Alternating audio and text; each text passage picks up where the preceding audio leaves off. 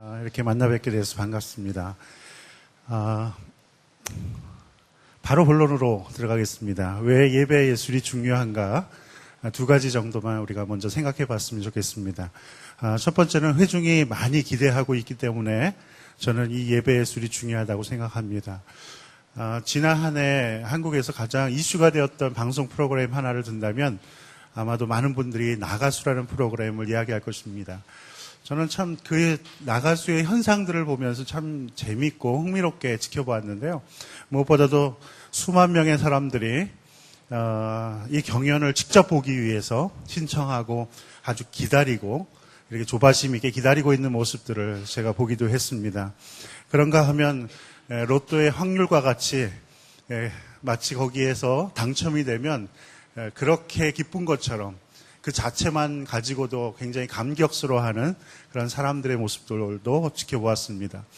7명의 가수들이 각자 자기가 선곡하거나 혹은 선곡당한 노래들을 가지고 한 2주간 편곡하고 연습하면서 그가 가질 수 있는, 할 수 있는 모든 그 창의적인 방법을 통해서 사람들을 만나고 공연하고 발표할 때 사람들은 그 모습을 지켜보면서 마치 하나님 앞에 있는 것처럼 깊은 그분의 그 가수의 임재 속에 들어가서 감동하고 눈물을 흘리는 모습을 우리는 지켜보았습니다. 그런가 하면 다시 오지 않을 기회라고 아쉬워하면서 그들이 그 공연장을 아쉬워하면서 떠나는 모습도 보았습니다. 이거 꼭 우리 교회에서 봐야 할 모습이 아닌가.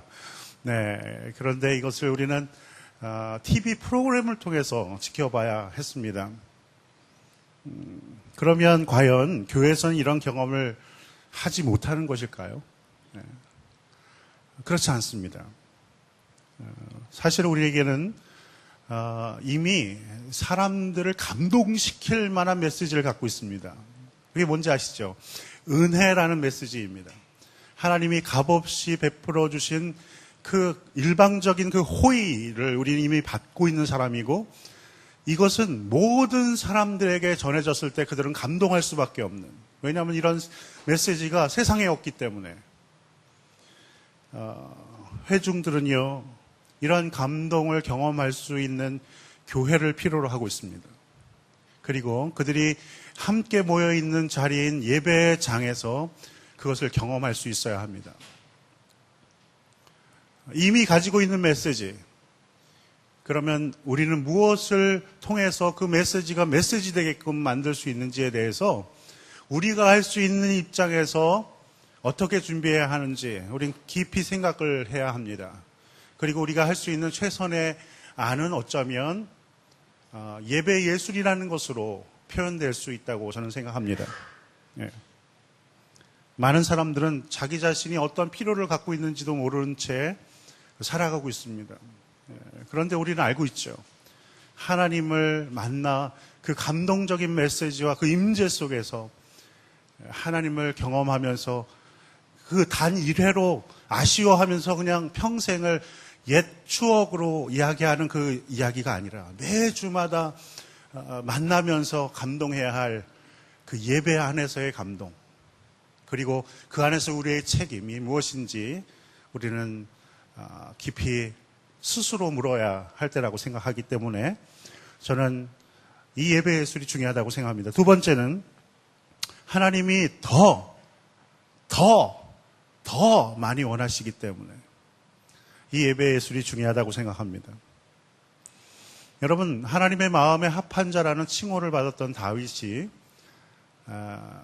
왕이 되고 얼마 되지 않아 사실은 굉장한 그 어려움 속에 직면하게 됩니다. 마음의 어려움 속에. 그것은 자신이 그토록 사모하는 하나님을 위해서, 하나님을 예배하는 일을 위해서 성전을 아름답게 짓기를 원했지만 그게 허락되지 않은 그 메시지를 들었을 때였을 거예요. 우리 같으면 아주 실망하고 내가 이것을 위해서 할 수 있는 일이 아무것도 없겠구나라고 생각했을지도 모르겠습니다. 그러나 그는 그렇게 하지 않았습니다. 그는 어린 솔로몬이 왕위를 계승하고 건축하게 될 그 성전, 그리고 성전 예배 안에서 드려질 영광스러운 예배를 위해서 준비를 하게 되는데요. 어떻게 준비했는지 제가 본문 하나를 읽어드리겠습니다. 역대상 22장 5절 말씀인데요. 한번 들어보십시오. 나의 아들 솔로몬이 어리고 연약한데 주님을 위하여 건축할 성전은 아주 웅장하여 그 화려한 명성을 온 세상에 떨쳐야 하리니 내가 성전 건축 준비를 해 두어야 하겠다. 그래서 그는 죽기 전에 여기 들어보십시오. 많이 준비하였다. 준비를 많이 하였다.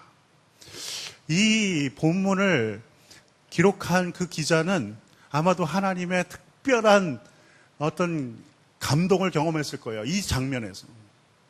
그냥 준비하였다라고 했으면 그냥 됐을 텐데 하나님은 그에게 특별히 이 단어를 감동시켜서 쓰게끔 하셨다고 저는 믿습니다. 많이 준비하였다. 여러분 어떻습니까? 하나님의 마음이 뭔지. 늘 우리는 하나님은 아주 본질적이고 아주 중심에만 있는 아주 그 핵심 하나를 굉장히 중요하게 여기시고 나머지는 그다지 중요하게 여기지 않으시는 것처럼 우리가 표현하거나 그렇게 생각할 때가 많죠. 그러나 다윗의 이와 같은 준비에 대해서 하나님은 감동하셨습니다. 그가 자신이 할 수 없었던 그 성전 건축 외에 할 수 있는 모든 준비를 하되 많이 하였다는 것에 대해서 하나님은 이 본문을 통해서 특별히 우리에게 말씀해 주고 계시다고 믿습니다. 그런가 하면 그는 레위 족장들을 뽑았습니다. 그리고 그들에게 다른 일은 하지 않고 골방에 들어가서 깊이 골몰하게 생각하고 또 생각하고 준비하고 또 준비하게 합니다. 무엇을 했을까요? 그 골방, 혼자만 들어갈 수 있는 그 방. 그들은요, 제사장의 역할을 어떻게 하면 잘 감당할 수 있을지, 어떻게 하면 하나님을 영화롭게 할 수 있을지, 어떻게 하면 하나님의 임재가 우리 가운데 명확하게 깨달아질 수 있도록 내가 환경을 준비할 수 있을지, 내가 어떻게 하면, 우리 공동체가 어떻게 하면 하나님을 더 영화롭게 할 수 있을지, 그들은 그 장소에서 골똘하게 생각했을 것입니다. 예배는 영적인 하나님과의 만남이고 사귐이라고 이미 우리는 들었습니다.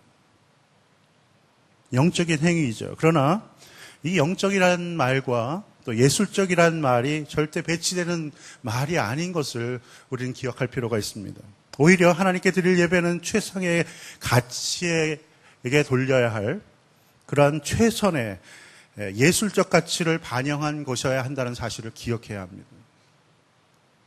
찬양되는 주일에 불을 한 곡을 위해서 적게는 2-3시간, 많게는 6-7시간의 준비를 하는 모습을 제가 본 적이 있습니다. 잘 부르기 위해서도 그렇게 하겠죠. 그러나 그만큼 공교히 공들여 준비할 때에 그것은 더 가치 있게 하나님께 올려드릴 수 있다는 것을 사람들은 알고 있기 때문에 그렇습니다.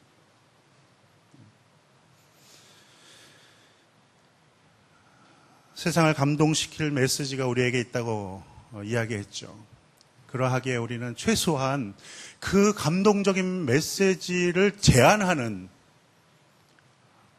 우리 스스로 미비하게 준비해서 그 감동을 전하는 데 있어서 미비함이 없도록 해야 할 것입니다. 아니, 그것이 가장 빛나게 만드는 일을 위해서 우리가 할 수 있는 가장 많은 준비를 우리는 할 수 있어야 할 것입니다. 자, 그렇다면 어떻게 하면 이 예배 예술을 잘 준비할 수 있을까? 저는 오늘 3가지로 요약해서 여러분에게 이야기하고 있습니다. 첫 번째는요, 바로 익숙하게 할 수 있어야 합니다. 이것이 기본입니다. 다윗은요, 예배를 위해서 배워에 익숙한 노래하는 자 288명을 세운 적이 있습니다. 여러분, 배워 익숙한 자, 바로 이러한 사람들이 이 시대에 필요한 사람들입니다. 익숙하다는 말은 뭡니까? 이것은 아주 친근하다, 편하다는 말입니다. 예, 어떤 일을 여러 번 하여서 서투르지 않는 것을 의미합니다. 여러분, 혹시 여러분의 어떤 아픈 증상 때문에 병원을 찾아가고 의사를 만났는데 이러이러한 증상이 있습니다라고 이야기할 때 의사가 이렇게 이야기한다고 생각해 보십시오. 그거 내가 예전에 3년 전인가 어느 책에서 봤는데 내가 한번 그 책을 한번 찾아봐야 되겠습니다. 이 사람은 익숙한 사람이 아닙니다. 어떤 증상이 있을 때 당신은 이러한 부분에 문제가 있을 수가 있습니다. 정확한 진단을 받아봐야겠습니다. 우리가 예배를 인도하거나 또 찬양을 할 때 만약에 제가 이 노래를 하나를 한다고 하면서 이 노래가 키가 뭐죠? 회중들에게 물어보면서 한다고 생각해 보십시오. 아마도 여러분은 저 사람이 왜 저 앞에서 저런 일을 하려고 하나, 훨씬 더 잘하는 사람이 아는데, 익숙하게 하는 것이 기본입니다. 예술은 여기서 출발합니다. 따라서 좋은 것을 여러분 좀 많이 카피하셨으면 좋겠어요. 많이 카피하셨으면 좋겠어요. 이곳에도 좋은 앨범들을 만드시는 분들이 많이 오셨는데, 그분들이 그 곡에 최선을 다해서 편곡한 것들, 연주한 것들을 아마 주의 깊게 들어보고 그것을 한번 준비해 보시기 바랍니다.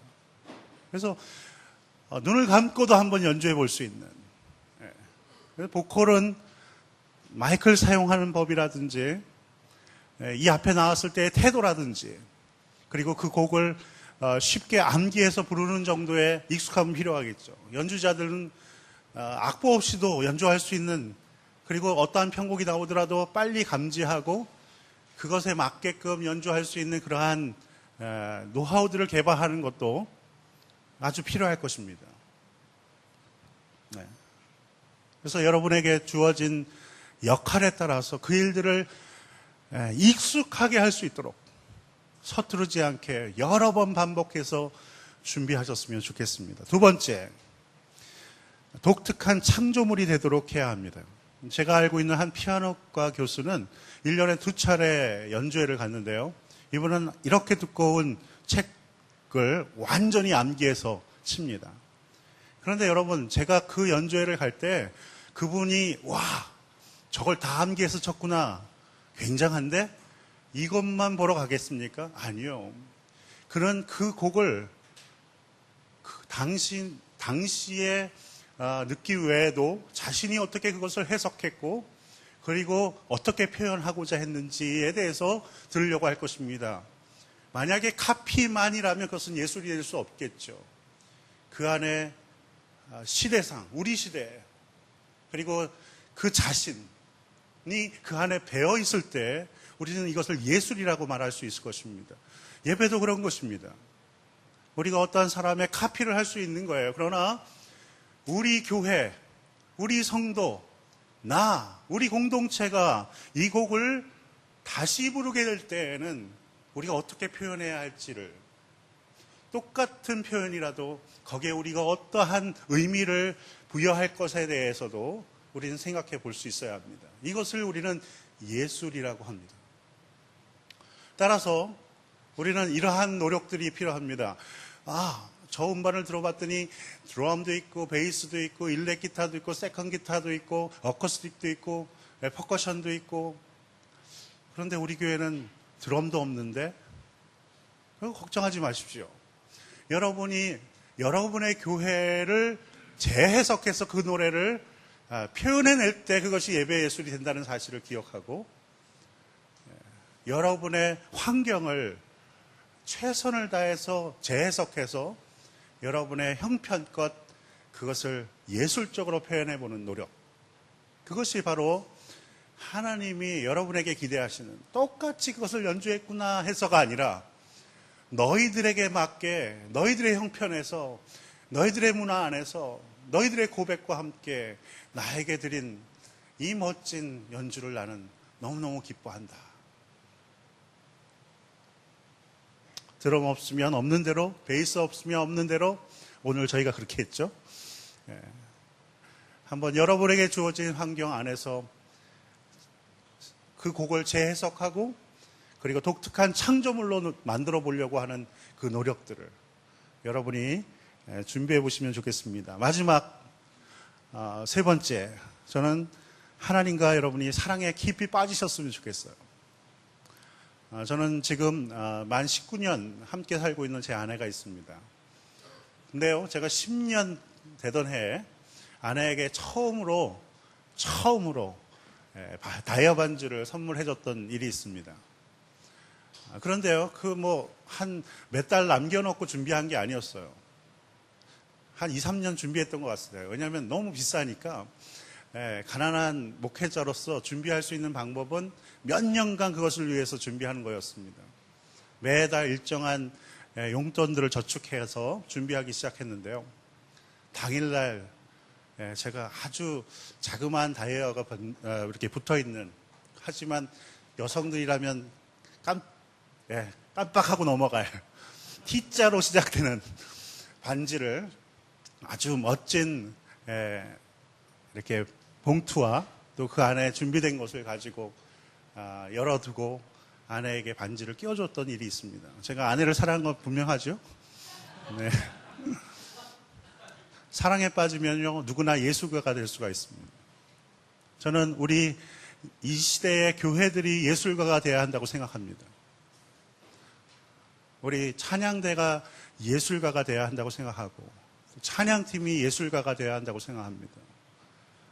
사랑이 빠져 있는 창의적인 것은 가치가 없습니다. 그러나 사랑이 빠져 있는 사람들의 고백은 그 자체만으로도 예술 작품이 될 수가 있는 것입니다. 우리 시대는 사람들만이 아니라 하나님을 감동시킬 만한 것들을 요구하는 시대입니다. 하나님과 사랑에 한번 빠져보십시오. 그리고 여러분이 정말 그분 앞에서 표현하고 싶어 했던 그 고백들을 준비해 보시고 어느 날 공동체와 함께 나눠보십시오. 사람들은 여러분을 보면서 얘기할 것입니다. 당신들이 예술가가 되었는데 어떤 일이냐고, 무슨 일로 그렇게 됐냐고. 그때 여러분 말할 수 있어야 합니다. 우리가 그분께 사랑에 빠졌습니다. 사람들은 여러분의 훌륭한 연주를 듣기 이전에 여러분의 중심에 있는 하나님을 사랑하는 그 모습들을, 그리고 그것에서 우러나온 여러분의 창의적인 그 아름다운 예술품들을 보고 싶어 한다는 사실을 잊지 마셨으면 좋겠습니다. 제 강의는 여기서 마치겠습니다. 여기서도 또 실망한 사람을 만났는데, 집회를 가는 곳마다 다들 그렇게 실망에 빠지곤 합니다. 그래서 이름 없는 작곡가, 오랫동안 사역을 해왔고 지금도 여전히 이름 없이 열심히 사역을 하고 있습니다. 곡만 쓰고. 최근에 30주년 작곡 기념음반을 만들었는데 이름을 이유정이라는 이름으로 이렇게 내세워서 했더니 여전히 모르더라고요. 네, 큰 실수한 것 같아요. 네. 방금 우리 최지호 목사님께서 그 사랑이 빠져있는 예배자는 무덤덤한 예배자이지만 사랑에 빠져있는 예배자는 예술가다. 참 이렇게 멋있는 말인 것 같습니다. 똑같이 빠져있는데 사랑이 빠지면 안 되겠죠? 사랑에 빠진 우리가 됩시다. 예. 오늘 제목은 선곡이 곧 신학이다. 선곡이 곧 신학이다. 굉장히 무거운 주제인 것 같으면서 사실은 굉장한 의미를 담고 있는 그런 내용입니다. 그래서 뭐 또 지금 신학 강의하려고 그러나 보다 이렇게 겁먹지 마시고요. 아주 실제적인 얘기를 좀 오늘은 여러분들하고 하려고 합니다. 이렇게 집회를 다녀보면은 굉장히 많은 불평들이 있어요. 세미나에 참석한 사람들의 이야기를 들어봐도 그렇고, 이 찬양팀이 지역교회에서 겪는 순환이 굉장히 많더라고요. 예. 너무 잘해도 또 문제가 되고, 너무 못해도 또 컴플레인이 들어오고, 어떤 수요 찬양팀이었는데 너무 은혜가 되니까 원래는 5곡을 부르게 돼 있었는데 단칼에 2곡으로 잘렸대요. 그 팀이 너무 막 잘해서 부각이 되니까 담임 목사님이 그냥 잘라버렸답니다. 그런 경우도 있고, 어떤 교회는 너무 시끄럽다는 거예요, 찬양이. 그래서 원래는 예배 시작에서 20분을 맡았었는데 이제 그 예배 시작 전으로 이렇게 강등이 돼버리는 그런 경우들도 있습니다. 많은 문제들이 여전히 지금 한국 이 찬양 운동이 시작된 이래 지금 25년이 지났는데도 불구하고 여전히 지역교회 가보면 이런 문제들 때문에 골머리를 앓고 있어요. 저는 그것이 신학이 부족하기 때문이라고 봅니다. 양쪽 다예요.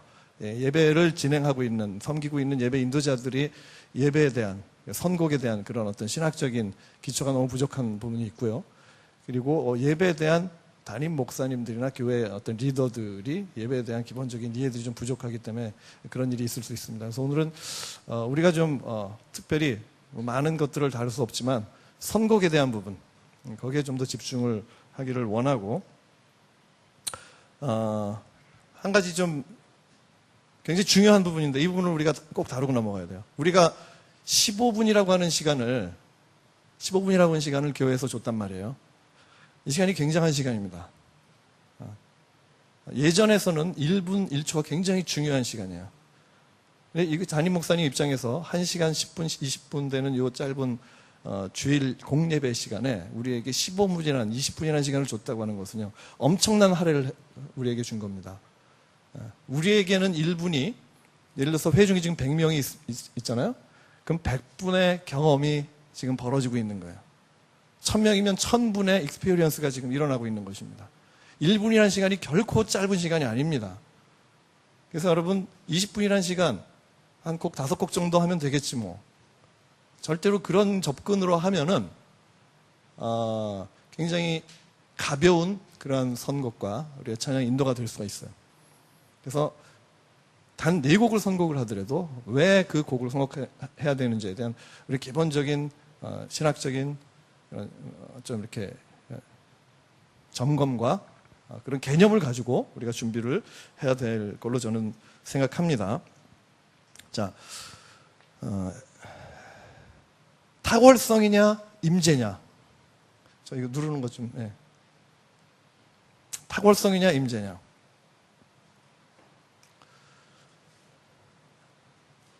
잘한데요?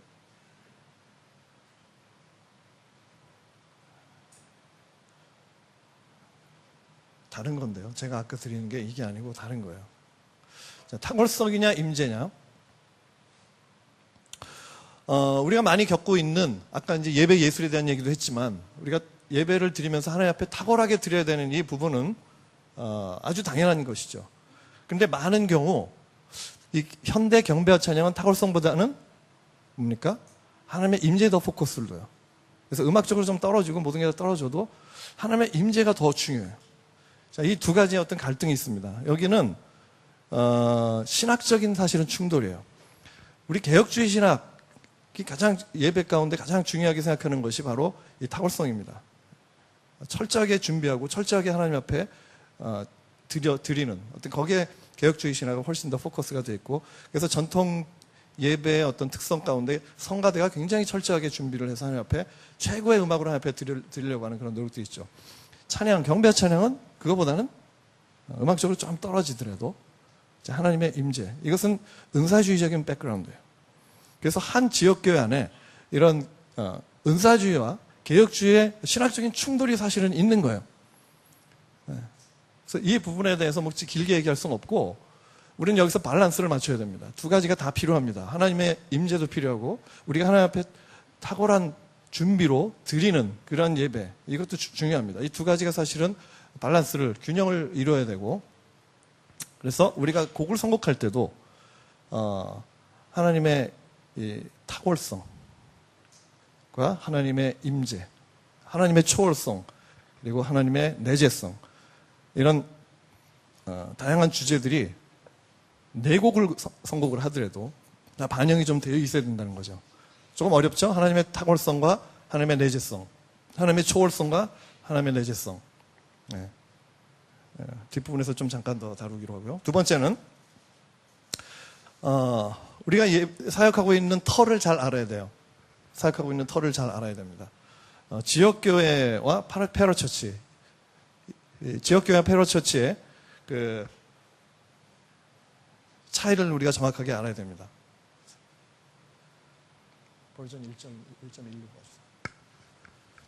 1.16 거기 보면은 한국교회 경배와 찬양 운동이 시작된 것은 패러처치였습니다. 지역교회에서 시작된 게 아니에요. 예수전도단이라든가 온누리 두란노 경배화 찬양, 목요 찬양 모임, 화요 찬양 모임, 또 뭐 다드림 찬양 모임 이런 패러처치에서 시작된 어떤 운동이기 때문에 이것이 지역교회에 들어왔을 때, 패러처치에서 은혜를 경험한 사람들이 지역교회에 들어왔을 때 충돌을 많이 해요.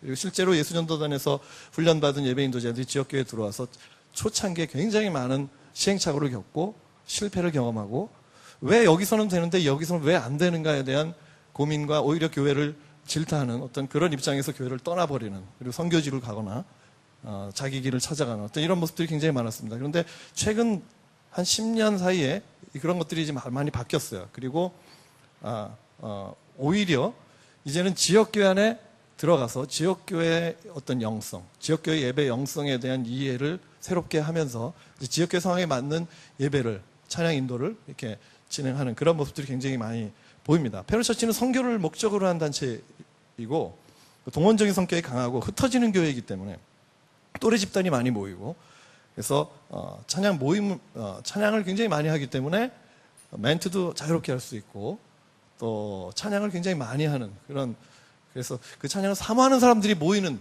회중 자체가 달라요. 구성원 자체가 다릅니다. 근데 지역교회는 어떻습니까? 불특정 다수예요. 20대에서 60대, 70대까지 있고 지나가다가 들린 사람도 있고 10년 동안 전도해서 겨우 모션 VIP도 있고 정말 다양한 사람들이 있습니다. 그래서 우리가 섬기는 예배 인도자로서 섬기는 이 회중이 어떤 특성을 가지고 있는 그 회중에 대한 이해를 정확하게 우리 하지 않으면은 우리의 예배는 허공을 때리는 그런 예배가 될 수밖에 없다는 거예요. 그래서 회중에 대한 정확한 이해를 가져야 되고, 그래서 특별히 이제 집회, 찬양 집회, 찬양 예배와 같은 그런 포맷과 주일 예배라고 하는 이 포맷의 이 차이를 우리가 정확하게 알고 거기에 맞는 적절한 멘트가 우리가 좀 정리가 돼야 돼요. 그래서 멘트라는 주제가 굉장히 중요한 주제입니다. 지금 이게 뜨거운 감자예요, 사실은. 예배 인도자는 그걸 잘 몰라요. 근데 수많은 제가 만나본 목사님들, 담임 목사님들, 평신도들 이런 분들이 멘트에 대한 불편한 얘기들을 굉장히 많이 합니다, 저한테. 그래서 멘트 때문에 예배에 들어가질 못하겠다는 거예요. 왜 이렇게 설명을 하냐는 거예요. 자꾸 자기들을 꾸짖고 자기들 가르치려고 하고 어떤 그런 모습들 때문에 굉장히 불편하다는 거예요. 그래서 멘트에 대한 얘기도 할 얘기가 굉장히 많지만 제가 짧게 얘기하면 멘트의 방향성. 저는 멘트를 무조건 하지 말라고 하는 주의는 절대 아니에요. 멘트가 필요합니다. 적절한 멘트가 그 찬양의 의미를 굉장히 강화시켜주고 하나님을 더 예배하고자 하는 그 열망을 우리에게 불러일으켜줘요. 그런데 문제는 주일 예배라고 하는 이 짧은 15분, 20분의 그 시간 안에 우리가 할 수 있는 멘트는 굉장히 제한적이기 때문에 가장 효과적인 그 주일 지역교회 예배 상황에서 가장 효과적인 예배 멘트는 어떤 방향으로 해야 되느냐? 저는 그것을 이제 방향성이라고 봐요. 그래서 멘트의 방향성이 회중한테 가지 말고 하나님한테 향할 때 굉장히 그 회중이 하나님을 예배하게끔 그 멘트가 적절한 도움을 준다고 봐요. 그래서 예를 들어서 여러분 오늘 이렇게 교회 나오셨는데 참 잘 오셨습니다. 여러분 좌우에 있는 분들 한번 얼굴을 보세요. 굉장히 예쁘고 또 잘생겼죠? 왜 안 보세요? 한번 보세요. 옆에 있는 사람들 한번 보세요. 네. 얼굴이 아직 안 펴진 사람들이 있어요. 주일 예배는 하나님이 기뻐하시는, 우리가 하나님을 기뻐하는 그런 예배인데 우리가 얼굴을 이렇게 굳히고 있으면 하나님이 기뻐하지 않으십니다. 여러분 얼굴 피세요. 아멘? 아멘? 예. 좀 제가 과하게 지금 한 표현이에요. 이 멘트를. 이런 멘트 대신에 주의 거룩한 성전에 함께 모이는 주의 백성들이 하나님 앞에 나왔습니다. 우리의 찬양과 우리의 예배를 오늘 받아주실 그 하나님을 기뻐하며 우리가 기쁨으로 하나님 앞에 찬양하기 원합니다. 다 함께 일어나서 찬양합시다. 자, 멘트의 방향성이 다르죠? 네. 첫 번째 멘트는 대부분 여러분들이 아마 느끼시기 좀 불편한 느낌들이 있었을 거예요. 그리고 잘 이렇게 마음으로 동의가 되지 않는 그런 느낌들이 있었을 거예요. 근데 두 번째 멘트는 어떻습니까? 여러분들을 향하지 않고 제가 하나님을 향해서 멘트를 했기 때문에 큰 부담 없이 제가 하고 있는 그 멘트에 여러분이 자연스럽게 따라올 수 있는 그런 어떤 방향성이 참 중요하다는 거죠. 자, 예배 인도자의 역할이 있습니다. 예배 인도자의 역할. 이 예배 현장 가운데는 세 부류의 사람이 있어요. 하나님, 세 부류의 존재가 있어요. 하나님, 회중, 그다음에 예배 인도자. 오늘날 많은 교회에 예배의 유일한 관객은 하나님이셔야 되는데 회중이 수동적인 관객으로 남아있는 경우들이 굉장히 많습니다. 이게 선곡과 굉장히 중요한 연관성이 있어요. 회중을 외면한 선곡은 회중을 관객으로 만들어버립니다. 예배 인도자에게도 책임이 있고 회중에게도 책임이 있어요. 회중은 절대로 관객으로 남아있으면 안 됩니다. 관객으로 남아있을 때 어떤 일이 벌어지냐면 예배를 평가하게 됩니다. 자기가 하나님의 입장에서 예배를 유일하게 받으실 관객인 하나님의 입장에서 자기가 예배를 평가하고 그리고 컴플레인하게 되고 비판하게 됩니다. 회중은 절대로 관객으로 남아있으면 안 돼요. 예배 현장에서 회중은 선수가 되어야 됩니다. 하나님 앞에 예배하는 선수가 되어야 돼요. 그럼 예배 인도자는 뭡니까? 코치 역할을 해야 돼요. 그래서 베르 리치라고 하는 예배학자가 바로 이 부분을 축구 경기장에 비유해서 수정된 개념, 그러니까 제대로 된 개념. 과거의 개념에서는 하나님이 관객이었고 하나님이 코치였고 예배 인도자가 선수였고 회중이 관객이었다. 그러나 이제 수정된 개념에서는 하나님이 관객이고 회중이 선수다. 그리고 예배 인도자가 코치 역할을 해야 된다. 저는 이 말에 정적으로 동의를 하고 이것을 우리의 사역의 현장의 실제 강론에서 어떻게 풀어가야 되냐 이것이 저는 앞으로 한국교회에 굉장히 중요한 이거 숙제라고 저는 봅니다. 그래서 여러분들이 예배 인도자가 선수가 되면 안 된다는 거예요. 많은 경우 예배 인도자 선수가 돼서 그 예배 전체에 영향을 미쳐요. 아까 우리 교수님도 한번 지적한 이야기인데 예배 인도자 한 명의 영성에 의해서 교회가 전체가 좌우가 돼버린다는 거예요. 왜? 선수 노수를 하기 때문에. 근데 사실 진정한 예배 선수는 회중이어야 된다는 거예요. 왜냐하면 회중이야말로 예배 왕 같은 다 제사장들 아닙니까? 신약 시대에 들어와서 회중은 이제 더 이상 수동적인 관객으로 남아있지 않습니다. 이제는 하나님과 직접 1대1로 교통할 수 있는 다 제사장이 돼 버렸어요. 그것이 예수 그리스도 십자가의 죽으심과 부활을 말미암아 성소와 지성소를 가로막고 있었던 휘장이 갈라지면서 누구든지 하나님의 1대1로 만날 수 있는 그런 존재가 됐습니다. 그리고 신약 성경에서 끊임없이 반복해서 하는 얘기가 제사장이라는 거예요, 우리는. 그럼 지금 이 예배 선수인 이 제사장들을 앞에 놓고 왜 예배 인도자가 여기서 선수 노릇을 하냔 말이죠. 우리는 코치 역할만 하면 됩니다. 많이 좀 빠져야 돼요. 지금까지 우리가 했던 역할 가운데 상당 부분이 사실은 회중이 주도적으로 할 수 있는 부분들을 좀 우리가 내려놔야 돼요. 우리가 보이지 않아야 돼요. 예배 인도자가 보이지 않아야 돼요. 성령이 주도적으로 사역할 수 있는 그런 예배의 환경을 만들 책임이 바로 예배 인도자들에게 있다는 것입니다. 이 개념을 가지고 우리가 선곡을 할 때 선곡의 방향이 굉장히 달라집니다. 내가 은혜 받고 내가 좋아하는 선곡이 아니라 회중이 정말 선수로서 부를 수 있는 곡을 선택하는 것. 그래서 회중에게 다가가야 되고요. 회중을 이해해야 됩니다. 내가 섬기고 있는 회중이 40대에서 60대라면 그 40대에서 60대가 가장 익숙한 찬양을 적어도 80%, 90%는 선곡을 해야 됩니다. 처음 시작할 때 절대로 모르는 곡 하면 안 됩니다. 그러면요, 회중이 소외감을 느낍니다. 이 무대 위에 있는 예배 인도자와 유기된 느낌을 가져요. 저는 그런 경험을 굉장히 많이 합니다. 제가 항상 예배 인도를 하지 않고 저도 이제 번갈아 가면서 저희 교회에서 예배 인도를 하기 때문에 제가 앉아있을 때 그런 느낌 굉장히 자주 받아요. 저희 교회 평신도 예배 인도자가 10명이 있는데 그 중에 유독 몇 명이 그래요. 유독 몇 명. 그 중에 특별히 한 명이 자기가 좋아하는 찬양, 그리고 회중이 잘 모르는 찬양을 굉장히 많이 선곡을 해요. 그날은 틀림없이 회중이 유기되는 느낌으로 그냥 20분이 흘러가 버려요. 아주 썰렁해요. 무대 위는 천국이에요. 근데 회중은 아주 썰렁합니다. 예배는 콘서트가 아닙니다. 회중이 선수가 돼서 최고의 플레이를 할 수 있도록 우리는 배려해야 됩니다. 최고의 코치는 선수를 정확하게 파악해야 되죠.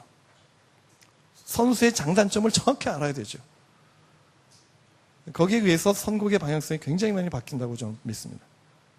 시간이 지금 어떻게 됐죠? 예. 이제 1분 안에 제가 마무리하겠습니다. 이제 네 폴더, 예배에 중요한 네 폴더가 있습니다. 이것은 모든 예배 신학자들이 공통적으로 하는 이야기인데요. 처음에 하나님 앞에 나아가는 과정, 말씀, 감사응답, 세상에 파송하는 과정. 근데 우리가 지금 하고 있는 이 경배와 찬양은 이 하나님 앞에 나아가는 과정입니다. 그래서 여기에 모든 주제와 포커스는 성삼위일체 하나님. 그래서 우리가 불러야 될, 선곡해야 될 곡의 주제들은 성부, 성자, 성령, 하나님의 연관된 그러한 곡들을 우리가 선곡을 해야 돼요. 그렇다면 그냥 순수하게 경배와 찬양만 선곡을 해야 될 것이냐? 우리가 하나님을 사랑한다고 고백하는 것들은 그러면 안 되느냐? No. 다 연결됩니다. 찬양은 우리가 하나님을 향한 우리의 반응이기 때문에 우리의 마음, 우리의 정서, 우리의 지식, 하나님에 대한 우리의 이해, 그분의 성품, 그분의 행하신 일들, 그분에 대한 기쁨, 감사, 사랑의 고백, 친밀감, 경외감, 선포, 수많은 주제들이 우리가 다뤄야 될 수많은 주제들이 하나님을 향한 그 포커스 안에서 우리가 선곡할 수가 있는 것이에요. 그래서 저는 이제 그 다음 거를 보여주시면 보통 이제 네 가지를 카테고리를 만들어요. 그래서 처음에 감사와 기쁨으로 시작합니다. 감사와 기쁨. 그 다음에 고백과 찬양. 세 번째는 친밀과 경외감. 마지막에 경배와 선포로 제가 곡을 선곡을 합니다. 그래서 카테고리 4개로 나누고 그래서 15분 정도면은 딱 4곡이거든요. 이 4곡을 선곡을 할 때도 꼭 이 카테고리를 제가 넣습니다. 왜 이렇게 하냐면 회중에게 다양한 주제로 하나님을 예배할 수 있는 그 기회를 제공하는 거예요. 우리는 회중이 지금 어떤 상황인지 잘 모릅니다.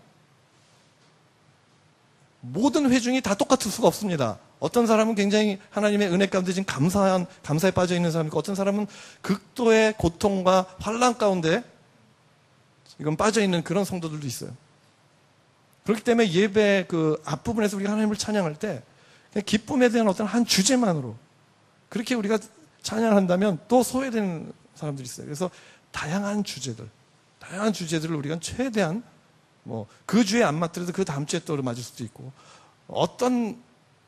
그래서 4곡을 만약에 선곡한다면 4곡의 그 가사나 어떤 주제나 이런 것들을 최대한 좀 다르게 할 필요가 있어요. 좀 다양한 주제들로. 그래서 많은 회중이 자기의 고백으로 하나님 앞에 드려지는 그 예배에 이렇게 클릭할 수 있도록 들어올 수 있도록 우리가 배려해 줘야 된다고 저는 믿습니다. 그리고 이제 곡의 빠르기인데요. 저는 이제 예배는 하나님과의 만남이라고 저는 생각합니다. 이건 저만이 아니고 모든 예배 신학자들이 공통적으로 하는 얘기죠. 하나님과 만남입니다. 우리가 세상 사람들, 친한 사람들을 만났을 때, 친구를 만났을 때, 어느 레스토랑에서 만났을 때 처음 만남이 어땠습니까? 슬프지 않죠? 기쁘죠? 왜? 친한 사람, 좋은 사람을 만났으니까. 처음 딱 만나자마자 자기 속에 있는 깊은 얘기를 막 이렇게 하면 그 좀 분위기가 이상한 거예요, 이거는. 얘가 뭐가 심각한 지금 문제가 있는 애예요. 그런데 정상이라면 기쁩니다. 내 안에 비록 지금 뭐 부부싸움을 하고 뭐 친구랑 싸우고 기분이 나쁜 지금 상황이라 할지라도 뭐 시험이 뭐 D가 나와가지고 지금 기분 나쁜 상황이라 할지라도 좋은 친구를 만나면 일단 기쁘잖아요. 우리 안에 죄가 있고 우리 안에 어려움이 있어도 일단 우리가 하나님 앞에 나오면 하나님은 우리의 모든 것을 다 받아주신 좋으신 분이기 때문에 우리가 감사로 나가는 겁니다. 그리고 감사야말로 예배 문을 여는 키예요. 그래서 처음 시작할 때 감사와 기쁨으로 하나님 앞에 나가는 것이 제가 보기에는 굉장히 성경적이라고 저는 믿습니다. 하나님 앞에 기쁨으로 나가는 것, 이것은 굉장히 성경적이고 그 성경적인 그 배경들이 굉장히 많습니다. 시편에도 굉장히 많고, 두 번째는 그 하나님의 성품, 하나님의 행하심, 성부, 성자, 성령, 예수 그리스도의 십자가, 보혈, 이런 모든 부분들을 우리가 카테고리로 그걸 선곡할 수 있습니다. 세 번째 단계는 이제 차분하게 그분과 나와의 인티머스한 어떤 고백들, 친밀감, 아까도 나왔죠? 우리 안에. 그 하나님과의 그 친밀함을 다룰 수 있는 부분이 15분 찬양이건 30분 찬양이건 꼭 필요하다는 거죠. 근데 가장 좋은 시간이 우리가 친구를 만나서 처음에 기뻤다가도 1시간 정도 이렇게 쭉 얘기하다 보면 깊은 마음의 속 얘기를 이렇게 꺼낼 수 있는 어떤 그 시간적인 여유가 좀 필요하잖아요. 그래서 하나님과의 그 친밀감을 다루는 그러한 곡은 좀 빠른 곡이 지나간 다음에 차분하게 깊이 하나님을 예배하고 경배하는 차원까지 이제 들어가서 결국에는 선포하고 프로클레임하고 소망을 이야기하고 그렇게 보통 마무리하는 그런 스타일로 저는 이제 주로 선곡을 합니다. 그래서 굉장히 짧은 시간이기 때문에 많은 이야기는 못하겠지만 어쨌든 이것이 선곡의 바이블이라고 이야기하고 싶진 않아요. 그거는 제가 9년 동안 사역해 오면서 나름대로 정리한 그 원리이기 때문에 이런 식으로 저희 평신도 예배 인도자들이 지역교회, 그러니까 제 기준은 지금 앞에 이렇게 나와서 찬양 인도한 그 프로페셔널한 예배 인도자가 아니라 지역교회 평신도 예배 인도자들이 어떤 틀로 예배를 선곡을 하느냐. 제 관심은 거기 있어요. 그럴 때 가장 무난한 틀이라는 것이 저희 교회에서 확인이 됐어요. 그래서 10명의 지금 평신도 예배 인도자들이 있는데 이런 틀로 예배 인도를 할 때 이렇게 오늘 찬양이 좀 이상하다. 이런 느낌이 든 적이 별로 없어요. 그래서 이런 기본적인 어떤 원리를 가지고 여러분들이 예배 인도하실 때 하나 이게 어떤 예배 본질적인 것은 아니지만 이런 것들을 통해서 우리가 하나님을 좀 더 바로 예배하려고 하는 의도가 더 본질적인 것이죠. 그래서 이런 것, 이 비본질적인 것을 통해서 본질을 향하는 이것이 굉장히 저는 중요한 것이라고 믿습니다. 이상입니다.